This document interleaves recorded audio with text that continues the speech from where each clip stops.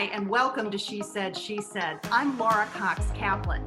Today I'm welcoming my good friend Mary Beth Albright.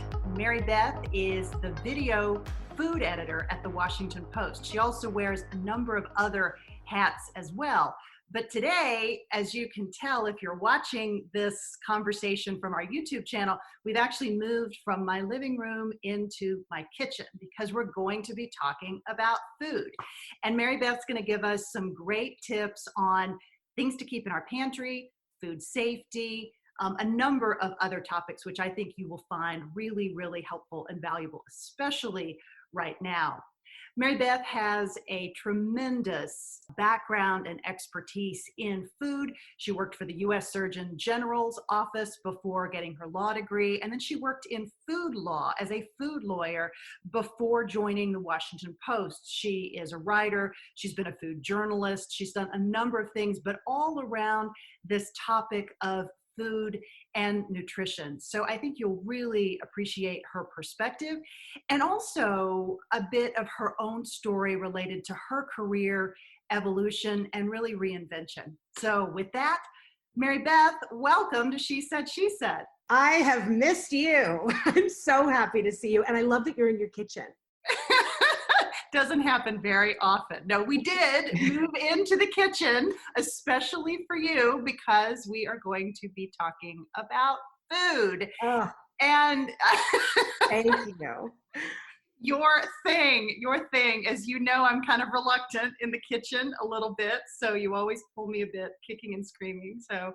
And I'm very grateful. I would love to talk to you a bit about what you're doing at the Washington Post with the quarantine cooking show. What is that? And tell me a little bit about how it came together and what you're trying to do with it. Well, it's funny because at the Post, because we're a news organization, we're efficient and we're scrappy and we can turn on a dime. And so I think it was the Monday before schools closed here, I said to my executive producer, Michelle Giacone, who is amazing, I said to her, I have this idea that maybe we just do something that's literally just called Quarantine Cooking Show. Because it's not evergreen content. Everybody wants to make content that's evergreen, that you can play in 5 years and it's still fun. And I was like, this is going to be a huge deal. We're going to be at home for a while. I mean, I had no specific knowledge of that, but it really seemed that way.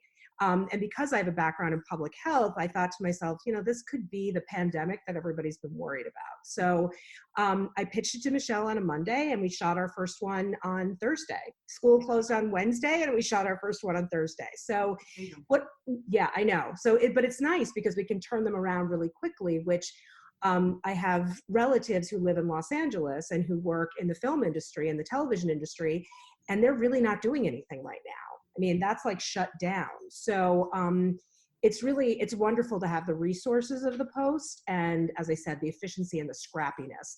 And what I'm trying to do in this is something that I've really worked on my whole career, is that, food pageantry is wonderful. We all love it, right? We all love to see, beautiful plates and be served and listen to chefs talking crap about other people and like that kind of thing. Like, we all love it, right? But you have to eat, right? You can't eat a page in a book, and you can't eat the television. Yeah. I have tried, I've licked it, but it doesn't work. And so what I really have wanted to do for my entire career in food is do things that are authentic, that I actually do, that I make up at home, and that are not. I mean, I'm a pretty low commitment cook.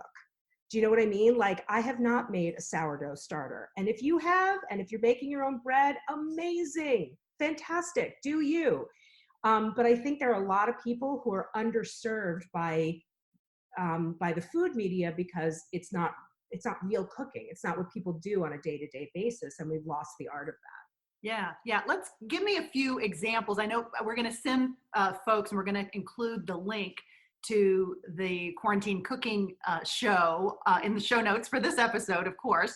But give us a few examples of some of the things that you're talking about, some of the tricks that you're sharing. These are generally fairly short videos, so a person can watch them in 15 minutes or less, right?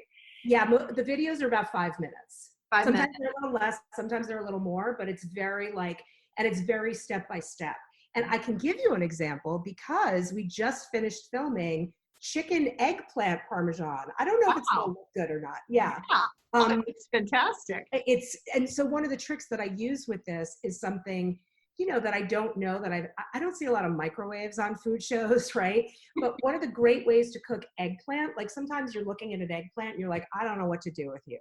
Because if I chop you up and I cook you in oil, it's gonna soak it up and it's gonna become soggy and it's gonna be terrible for me. And it's only gonna taste like the oil. And so, you just don't even buy the eggplant, right? One of my favorite ways to cook eggplant is just to take it and stick a fork into it, 5 or 6 times like you would a baked potato, put it in a microwave safe dish, cover it with plastic wrap, and then just microwave it for 5 minutes. And when it comes out, the skin peels right off. You'll see the water at the bottom of the bowl, so a lot of the water comes out, but the flesh is really creamy. And you could put that on a piece of bread with some cheese and tomato sauce, and there's your eggplant parm. That's very easy. I did a little bit more with it in this, but it's like little tricks like that really make cooking, to me, more pleasurable. Yeah, absolutely. So talk a little bit about, because I do not have an eggplant on hand, and I'm not sure I could get an eggplant. Maybe I can, maybe I can't, who knows? And people listening, wherever they are, the food availability or the availability of particular items is a bit of a question mark, right? Absolutely. So talk about, I know some of the shows that you've done have been based on what items that you're more likely to have in your pantry or in your freezer.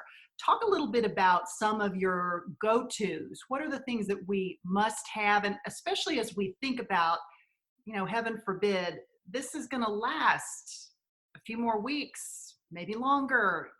We don't know what the answer to that is. So what should we have on hand and what should we do with it? A couple of things. First of all, I always give ideas for substitutions. If you don't have something, if you don't have an egg, or if you don't have milk, or if you don't, I did a pasta carbonara, and I was like, look, if you don't have an egg, just use a little cream. You'll make a Parmesan cream sauce. It'll be amazing.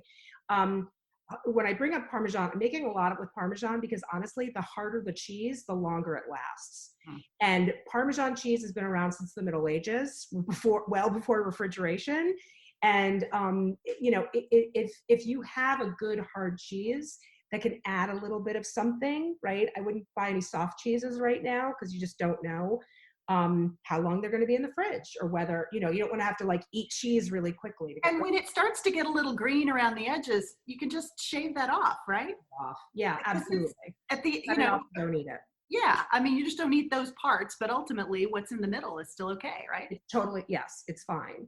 But some of the things, the pantry items, I did a video about the 10 pantry items you should have. One of them, my favorite, is canned whole tomatoes, because you can do really so much with them, like obviously pasta sauce and that kind of thing. But if you roast them, they turn sweet and caramelized, and you can use those to wake up and brighten up a chili. You can use those to brighten up a soup.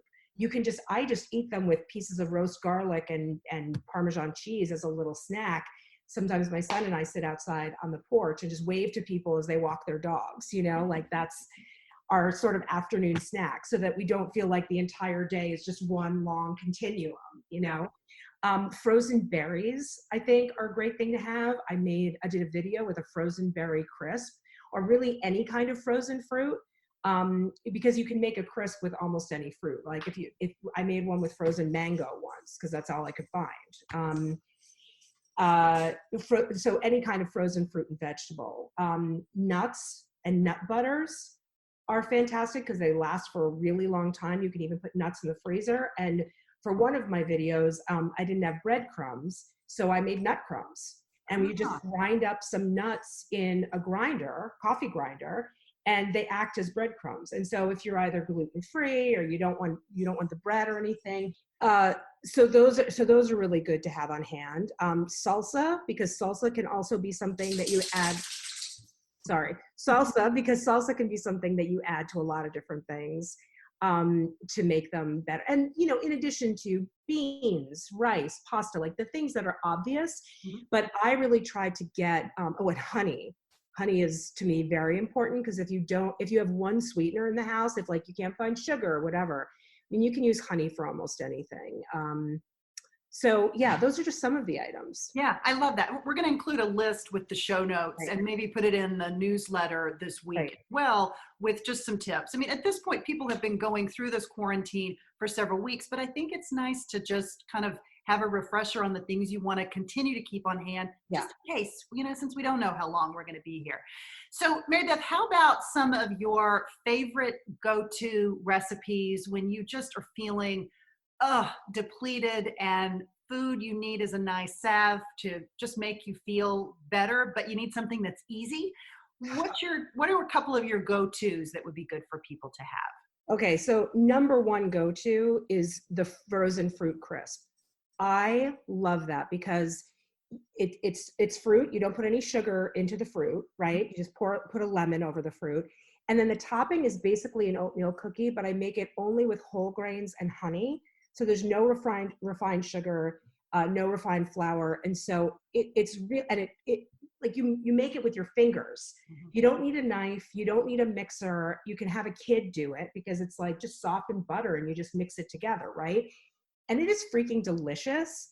And it makes the house smell incredible, because right now it's even when you go outside for a walk to get fresh air, it's nice to walk back into your house. And if you haven't cleaned it in a while, it smell like something good, right? Like food, like something good is happening in your house. So I do love that. When I make pasta, I usually do, one of my best tips always is save some of your pasta water, because, you can do that with like a Parmesan, like just put a little bit of water into the Parmesan, because the pasta water is both seasoned, because you're salting your pasta water, and it's starchy, because all the starch from the pasta is leaked out into the water. And so it gives you a great mouthfeel to just like any kind of little sauce that you're putting together. Like I've done tahini, which is a sesame paste, right? It's like ground sesame. And you can keep that on hand in a jar, right? Oh yeah, absolutely. That's another great pantry item to have. To me, it falls under like nut butters, because it's a seed, but it's still like it looks exactly like peanut butter in a jar. So I'll just do some tahini and avocado and some pasta water and mash that up with a fork and maybe put some lemon zest in it. And that's a great, that's a great dinner. Yeah. I also, if you know how to make a steak at home, I always recommend ribeye is the best cut to make at home, because making a filet, it's like a little bit harder, because you really you want to overcook it. And with something like flank steak, you have to slice it really thinly, and I don't have the patience for that right now. So I make a lot of ribeye steak.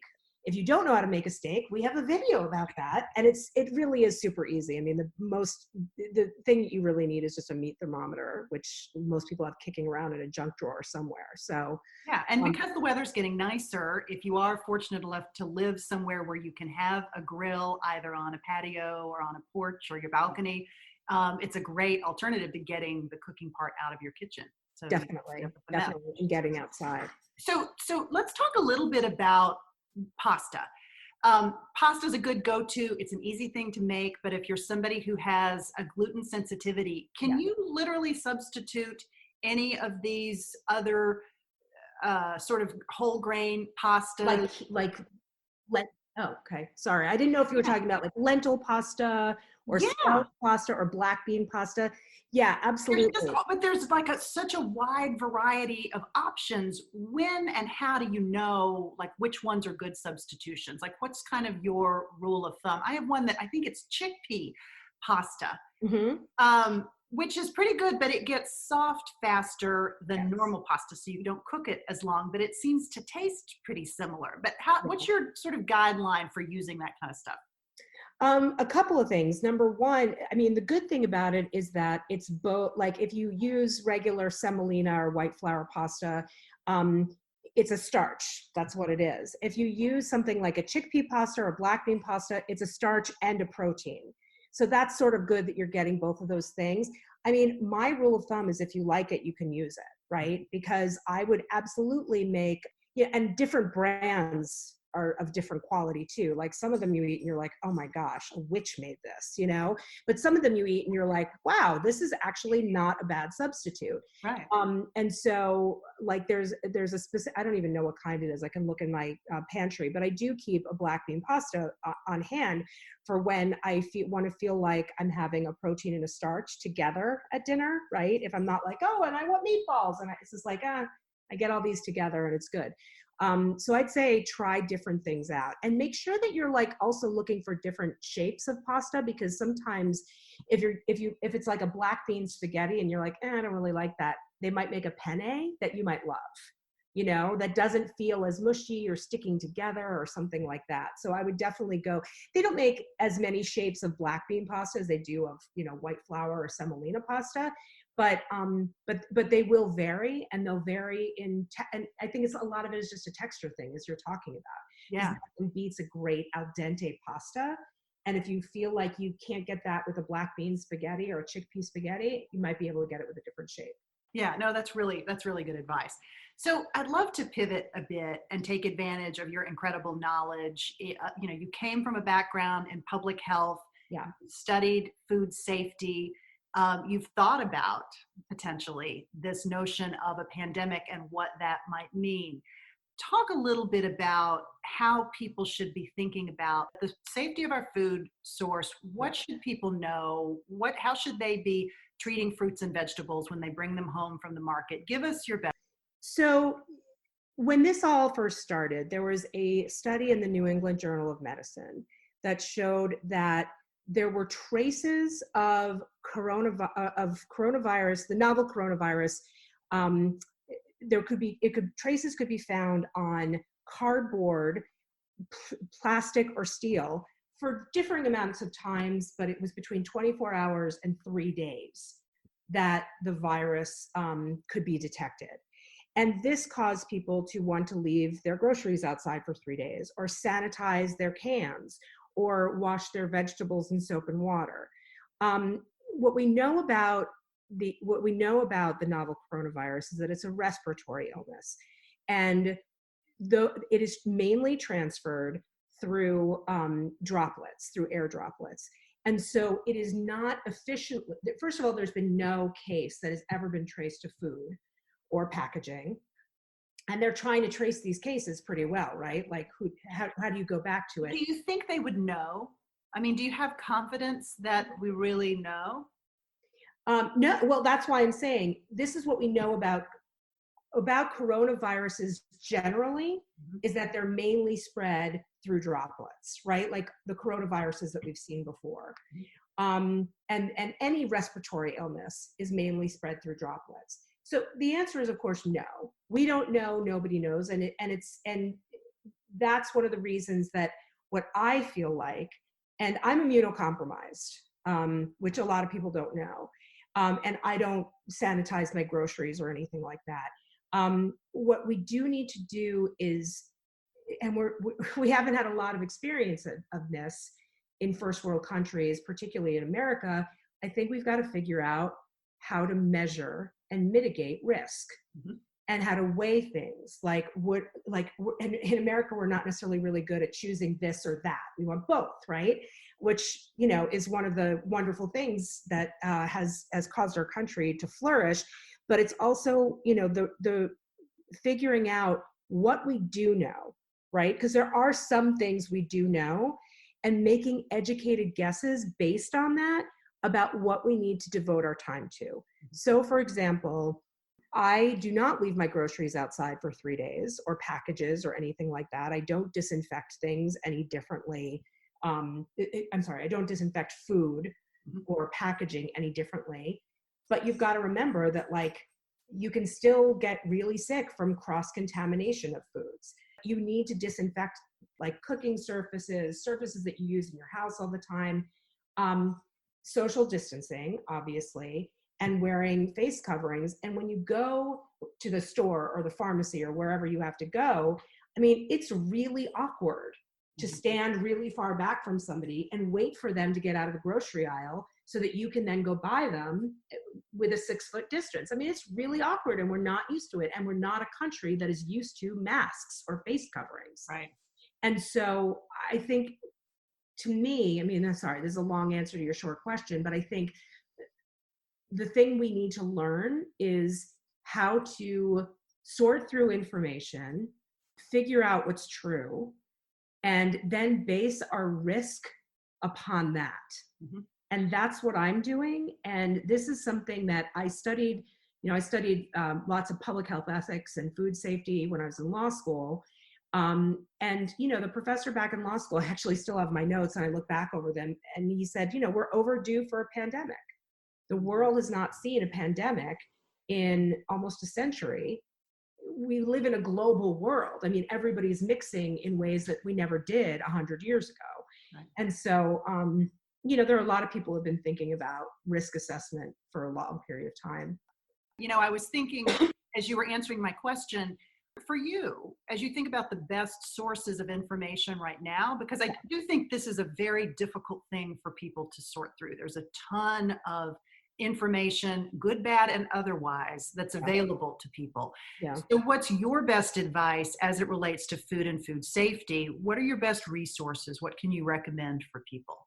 I go to the CDC all the time, and I when I worked for C. Everett Koop, who was Surgeon General in the 1980s, I worked for him in the 1990s, and I worked with Anthony Fauci a lot because they were really good friends, and Fauci was actually Dr. Koop's personal physician from NIH, back when he was being confirmed in the early 80s. And it's funny because in Dr. Koop's memoir, which was written decades ago, he says, when I was talking to Anthony Fauci said, boy, I hope you get confirmed by the Senate and they don't politicize health, because I want to do what you're doing 40 years from now. And if I can't do that and talk about real science, I need to get out of the government. And it's in his memoir.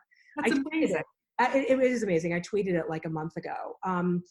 I don't even remember that was relevant. I don't. Yeah. Remember. No, it's completely relevant, and it's a great data point. But I had asked you, you said the CDC was your go-to resource for information, sort of, other places where people should be going, what they should avoid, and what they should be looking for as it relates to information about food safety.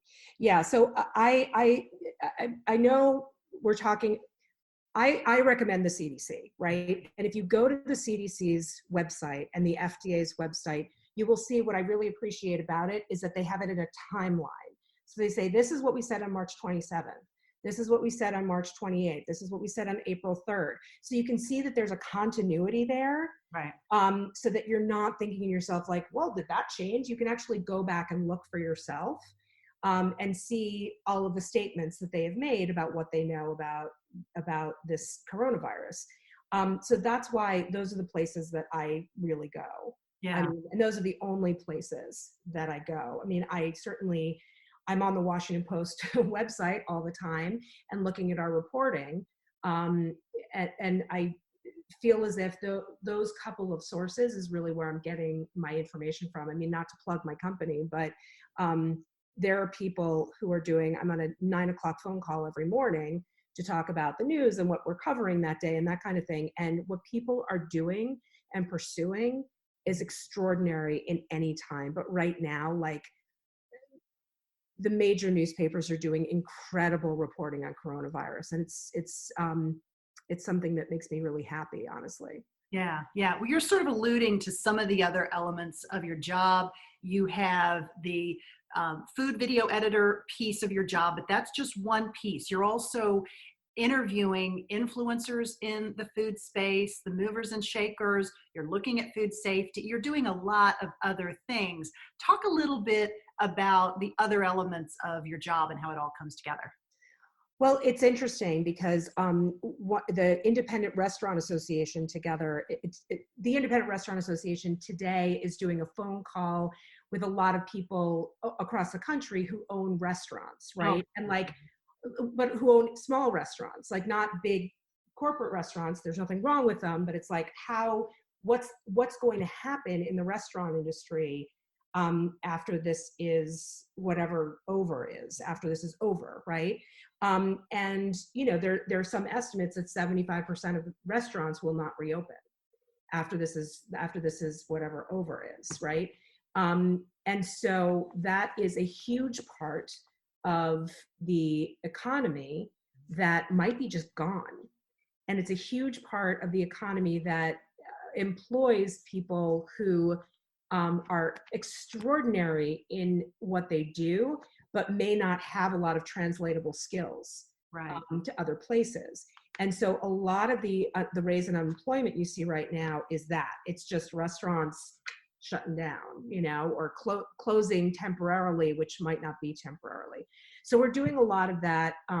There's coverage of there are some major chefs who tried to collect insurance because of the pandemic, and are not, and were turned down by their insurance companies. So they're suing the insurance companies. So that's a really interesting story. Yeah. Whatever opinion you have of it. Yeah. And so there's a lot going on. There's also like the food resources that are available for people. All the kids who had, free school breakfast, free school lunch, who don't have those anymore. We need to feed people. And so where do those kids go? The number of people who are going to food pantries has increased, not yet exponentially, but like by almost 100%. So there's a lot of food insecurity out there. And that is an immediate problem, but it's also a long-term problem, because once you become in any way food insecure, that food insecurity can become a trigger for you, and it can cause all kinds of eating disorders, right? And then that becomes a larger public health problem. And so, I mean, food is so fundamental to everything we do every single day. And I think we're all remembering that now, and, watching the food supply. Yeah. And I don't believe there's any problem with the food supply right now. And I've looked at this. I think that we don't know what's coming a year or two from now, right? Because what's going to happen with the people the crops that need to be planted now, and I think there's a ripple effect that might happen, but I'm not worried about it in an immediate sense. Yeah. I mean, there is so much to be, so much of this is incredibly unsettling. We don't have answers. We don't know for sure. We don't know how all of these various things that you've just outlined will play out. It's really, really disconcerting. At the same time, there are so many people that are doing incredible work and stepping up. There are restaurants that are managing to keep their doors open, who are doing amazing things. And I know you guys have been covering those stories as well. Maybe talk a little bit about some of the just incredible, inspiring things that you're seeing in the food world happening right now.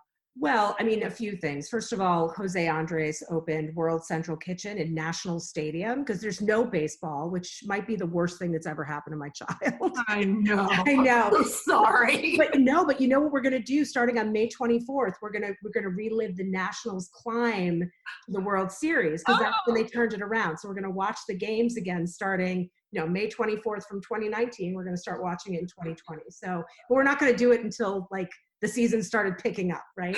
I can connect you with someone in my house who would really Perfect.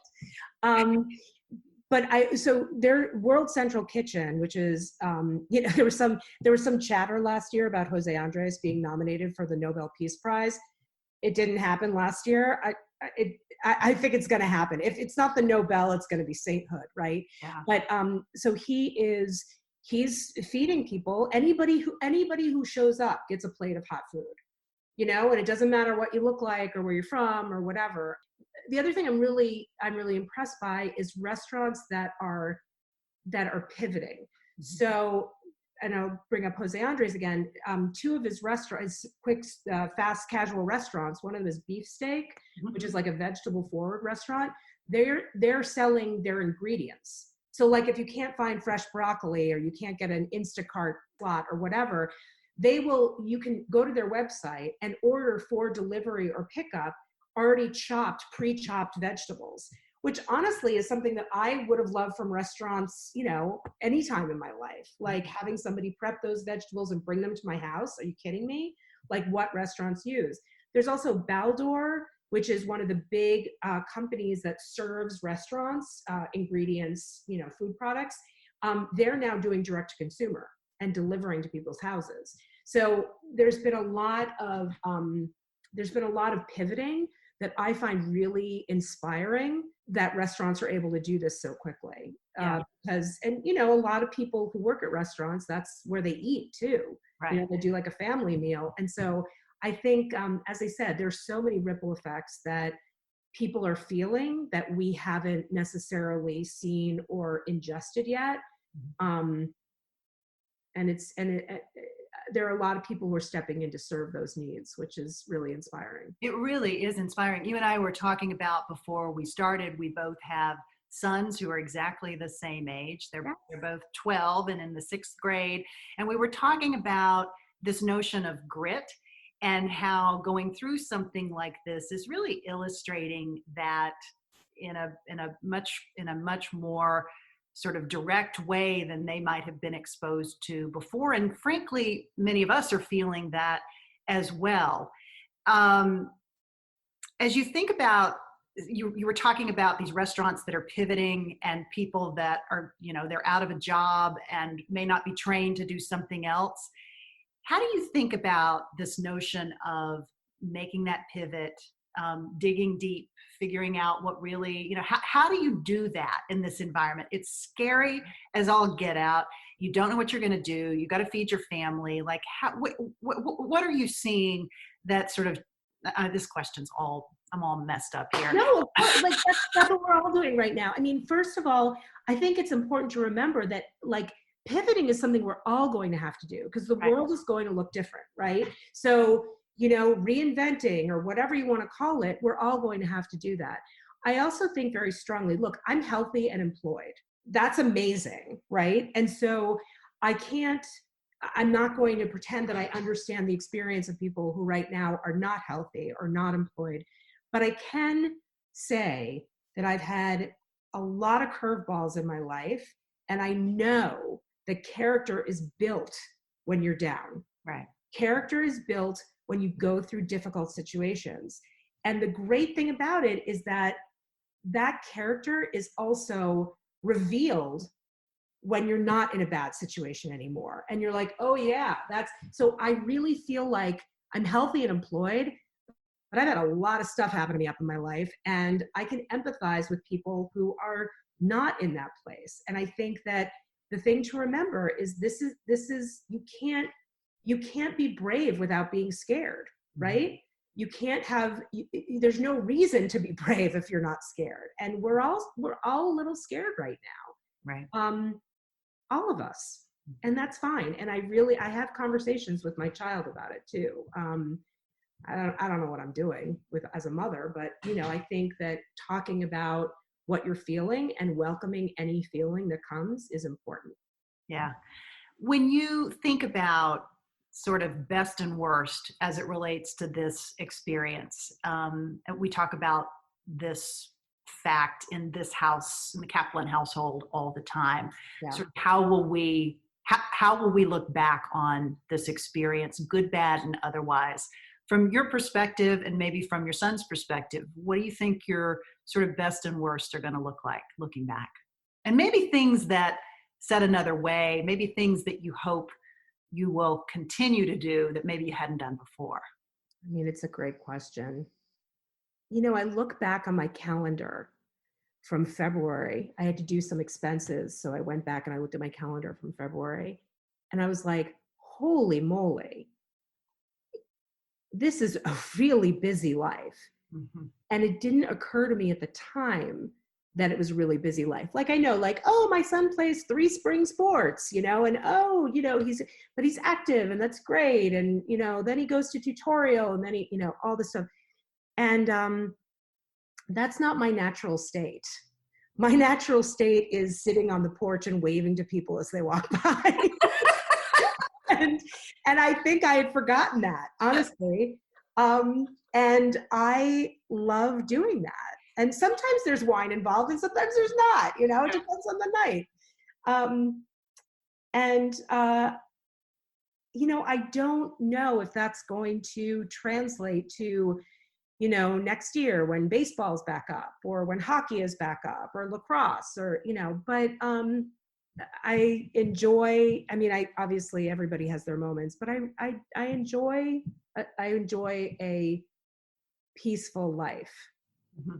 And I'm remembering that right now. And there's lots of ways to be really productive in the world while living a peaceful life. Mm-hmm. And so I really want to keep that. Yeah.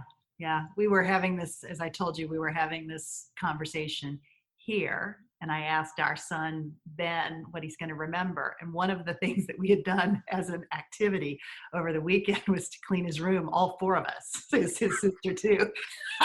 And What did you like find? A house in there. What did you find? It's true. Oh my God. It was such a nightmare. Because I had been like, I just would just close the door and sort of walk away. In any event, like, we had so much fun together because we were joking and we were making fun of each other. And Joel taught Ben to clean the toilets, which he had apparently not ever done before, which was a huge deal. Joel with his Marine training, right? Teaching our son to clean the toilets. Oh my God, a Marine cleaning a toilet? That's intense. Teaching another Marine to clean the toilet, right? Yeah. So it was really funny. And Ben said, I loved laughing. We were all laughing and doing something that, made my room better, but it was really fun to be together and doing this. And I know it sounds sort of silly, but it was kind of magical. And so there are these moments that are, superimposed with all of this stuff that you can't think too far ahead, but it's kind of incredible. So. Yeah. And I love the word he used was fun. Like, remember fun? And there's a lot of fun to be had no matter what you're doing, and a lot of joy and a lot of celebration. Like today, Truman and I called it our quarantine anniversary because it's day 50 since school closed. So we're going to do something to celebrate. It's our 50th quarantine anniversary. There's always something to celebrate. Yeah. There's always something. I think it's so important to look for those moments and really try to make them special, because it does get pretty monotonous at times. Yeah. And Truman had a birthday when this first started. He had his 12th birthday. And so I did something called Pizza Sled, where we invited people over, and I ordered 5 different kinds of pizza from different places around town to see which was the best, and we just put it on a sled and would send the sled over to other people so that we didn't have to get involved with other people. So, yeah, so Pizza Sled was exciting. I told him for his 21st birthday, we'll do Tequila Sled. And Ben's invited. Oh, great. Yeah, you're welcome. I love it. Mary Beth, I love seeing you, Zooming with you today. You are amazing. You're a tremendous resource, and you're just an incredible human being. So I really appreciate you joining me today. Laura, I miss you. Let's meet up as soon as we possibly can. I would love that. Love that. I'll see you soon. Okay, bye. To learn a bit more about Mary Beth Albright, check out the show notes for this episode. I will include links to the quarantine cooking show on the Washington Post website, along with a few photos and some other things that I think you'll really enjoy. I hope that you appreciated and get some value from all of these great tips and suggestions. Mary Beth is a tremendous source of knowledge on the topic of food, and she's just great fun. So I hope you enjoyed this as much as I did. Be safe and be well.